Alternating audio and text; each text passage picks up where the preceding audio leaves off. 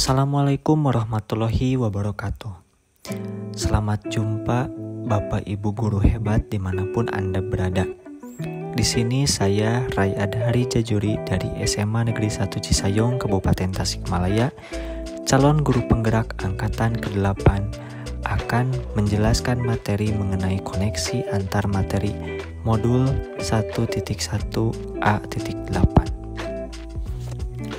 Koneksi antar materi ini akan dijawab melalui 3 pertanyaan dalam kesimpulan terhadap pemikiran-pemikiran Ki Hajar Dewantara.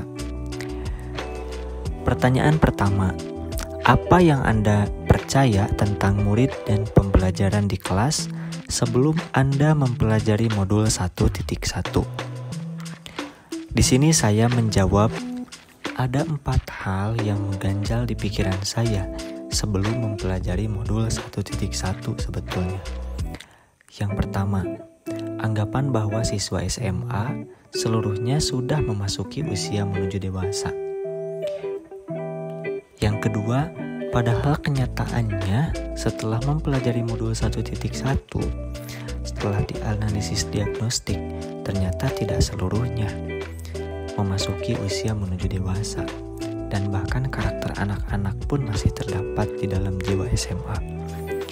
Yang kedua, metode ceramah dan teacher center itu sangat dominan dilakukan oleh saya dalam kegiatan pembelajaran. Sehingga anak-anak hanya menerima materi selama pembelajaran itu menggunakan metode satu arah.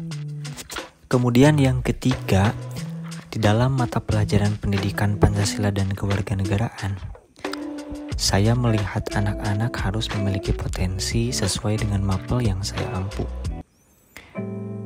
Kemudian yang keempat, mengenai permainan atau ice breaking jarang sekali dipakai di tingkat SMA karena saya rasa itu akan membosankan bagi siswa SMA, terutama siswa yang memang usianya sudah dewasa.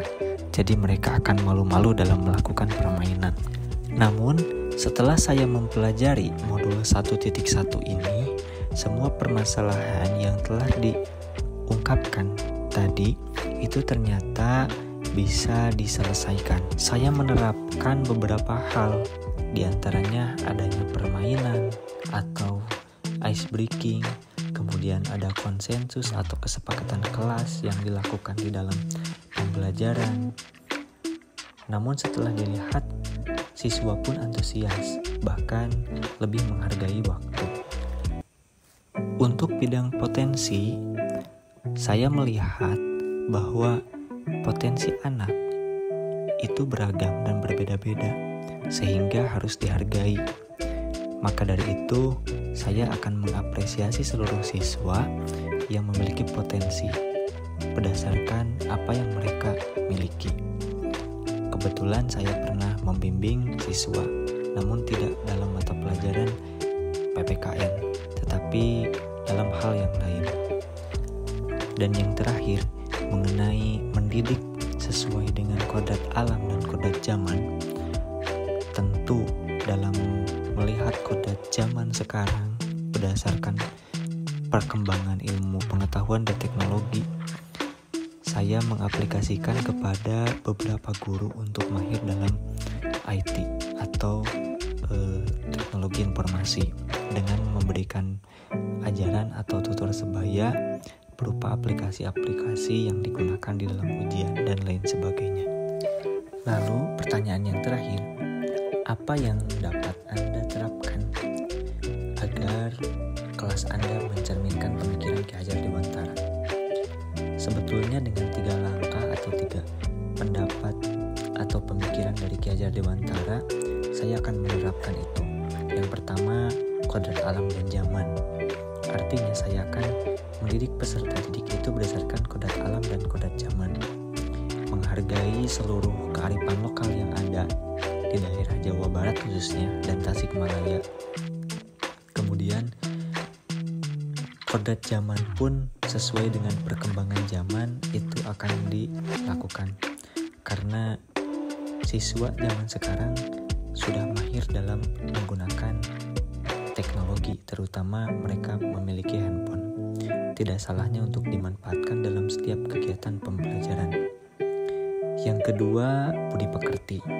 Di dalam penerapan budi pekerti ini melalui pembelajaran atau pembiasaan kearifan lokal di dalam kehidupan sehari-hari, selalu menghubungkan antara kearifan lokal yang ada di daerahnya sendiri dengan kegiatan pembelajaran yang ada, sehingga mereka memiliki budi pekerti yang sesuai dengan kearifan lokal yang ada di daerahnya masing-masing. Kemudian menghamba pada siswa.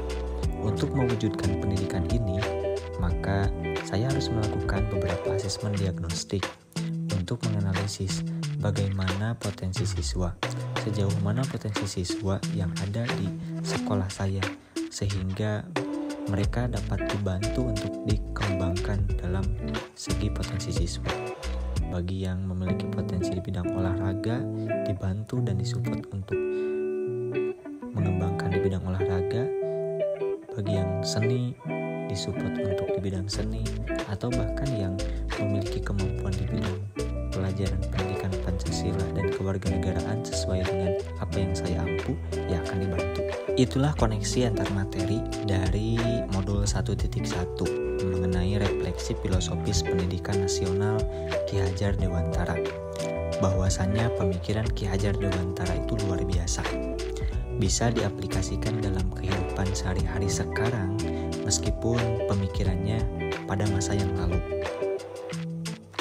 Sekian pemaparan dari saya, mudah-mudahan dapat membawa manfaat. Mohon maaf atas segala kekurangannya. Wassalamualaikum warahmatullahi wabarakatuh.